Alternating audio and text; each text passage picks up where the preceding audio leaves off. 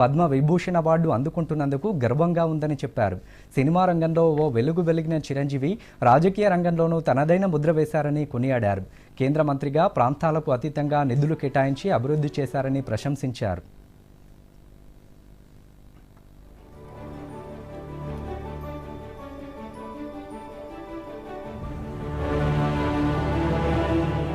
దక్షిణ భారతదేశంలో రజనీకాంత్ గారు కానీ మీరు కానీ ఒక మంచి నైతిక విలువలతో కూడినటువంటి నటులుగా మంచి పేరు తెచ్చుకున్నారు. అంతేకాకుండా మన తెలుగు ఇండస్ట్రీస్కి వచ్చినప్పుడు తెలుగు ఇండస్ట్రీలో అప్పుడప్పుడు అనేక రకాల సమస్యలు వస్తుంటాయి, క్రైసిస్ వస్తూ ఉన్నప్పుడు ప్రభుత్వంతో కానీ మీ నటుల మధ్యలో కానీ సినిమా ఇండస్ట్రీ మధ్యలో కానీ వచ్చినప్పుడు సీనియర్ నటుడుగా మెగాస్టార్గా అందరినీ సమన్వయపరుస్తూ మరి ముందుకు తీసుకెళ్ళేటువంటి వారు. అలాంటి మీరు ఈరోజు మరి పద్మవిభూషణ్ రావడం అనేటువంటిది మరి అందరం సంతోషించాల్సిన అంశం అని నేను భావిస్తాను. ఈ ఇండస్ట్రీ లేకపోతే మేము లేవండి.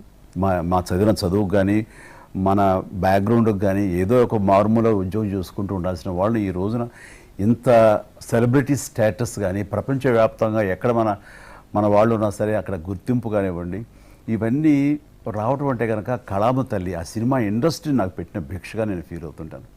ఆ ఇండస్ట్రీ లేకపోతే ఏం లేదు. అందుకని ఇలాంటి ఇండస్ట్రీకి ప్రత్యుపకారంగా నేను ఏం చేయాలి, నాకు ఇంత స్థానం ఇచ్చిన ఇండస్ట్రీకి తిరిగి నేను ఏమి ఇవ్వగలను అనేటటువంటి ఒక గ్రాటిట్యూడ్ నుంచి మొదలైంది. క్రైసిస్ వచ్చినప్పుడు నేనేదో నా భుజం కాయాలి, నా వంతు సహాయం చేయాలి అనే ఆలోచన. ఒక ఇంటికి పెద్ద బిడ్డగా పెద్ద కొడుకుగా ఆ ఇంటి కుటుంబ బాధ్యతలకి తన వంతు సహాయం ఎలా చేస్తారో అలాగే నిర్వర్తించాలని ఉంటుంది. కానీ ప్రతిదానికి పెద్ద నేను అనేటువంటి బేసిజానికి మాత్రం పోవాలని కారణం ఒకటి అనుకుంటే మీరంటే అందరు యాక్సెప్టబిలిటీ ఉంటుంది. అది కూడా ఆ యాక్సెప్టబిలిటీ చిన్నవాళ్ళు కానీ పెద్దవాళ్ళు కానీ ఈ రంగం కానీ ఆ రంగం కానీ మీరు ఏదైనా ఒక మాట చెప్తే దాని మీద మీరు నిలబడతారు, మిగతా వాళ్ళు కూడా మీ మాట గౌరవిస్తారు. అది కారణం నేను అనుకుంటాను. సినిమా రంగం నుంచి రాజకీయాలకు వచ్చి కూడా రాజకీయాలలో మీకంటూ ఒక ప్రత్యేక స్థానాన్ని సంపాదించుకున్నారు. ఒక ఆర్టిస్ట్గా నేను మంచి స్థితిలో ఉన్నప్పుడు రాజకీయాల్లోకి వెళ్ళాల్సినటువంటి ఒక పరిస్థితులు నెలకొన్నాయి.